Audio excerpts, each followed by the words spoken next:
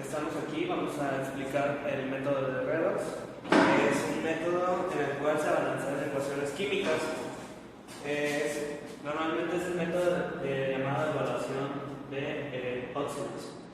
Por ejemplo, aquí tenemos un ejemplo que viene siendo el fierro con el oxígeno, ya que se crea óxido férrico.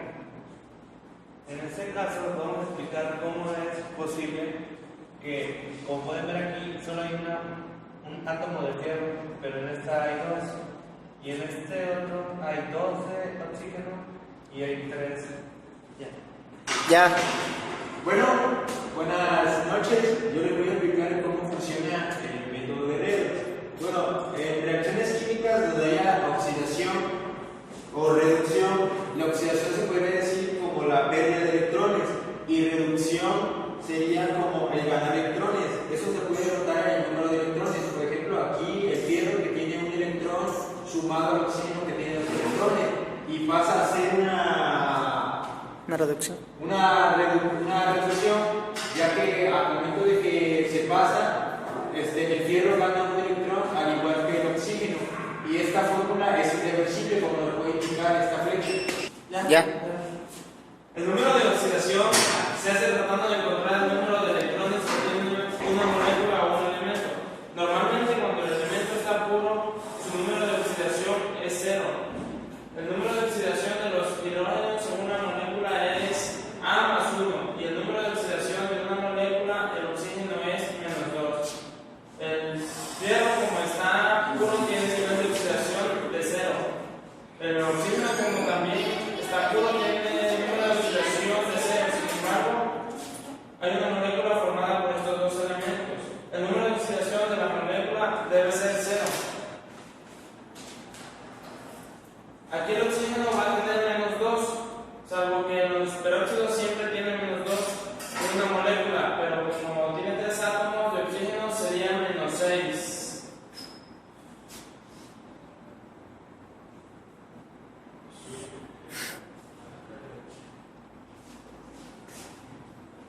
Como tiene que ser 0, el fierro debe tener más 3, porque como hay 2, tiene que tener más 6 para que el resultado final sea 0. El número de oxidación se hace tratando de encontrar el número total de electrones que tiene una molécula o un elemento. Normalmente cuando el elemento está puro, su número de oxidación es 0. Normalmente el número de oxidación de los hidrógenos en una molécula es más 1 y el número de oxidación de una molécula de oxígeno es menos 2. Tenemos 0, 0, su número de oxidación.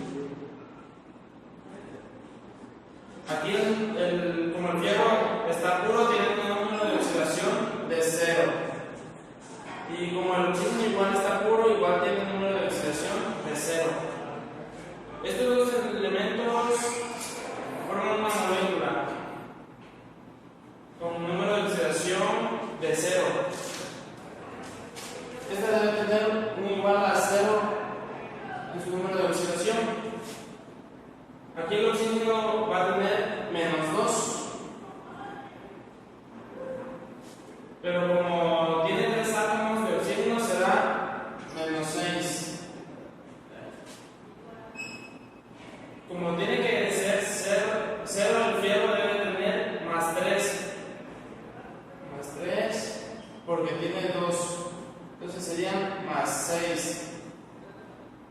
Y más 6 menos 6 es igual a 0, se elimina. El fierro se oxidó porque tenía un número de oxidación de 0 a 1 positivo. Recordemos que los electrones tienen carga negativa, entonces al volverse positivo pierden carga negativa, o sea, están perdiendo electrones. Como pasó de 0 a más 3, entonces perdió electrones. Al oxígeno le pasó.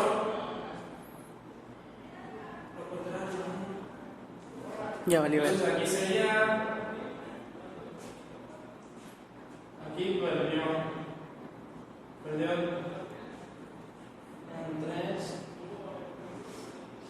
Al oxígeno le pasó lo contrario. En vez de oxidarse, debió haberse reducido porque pasó de 0 a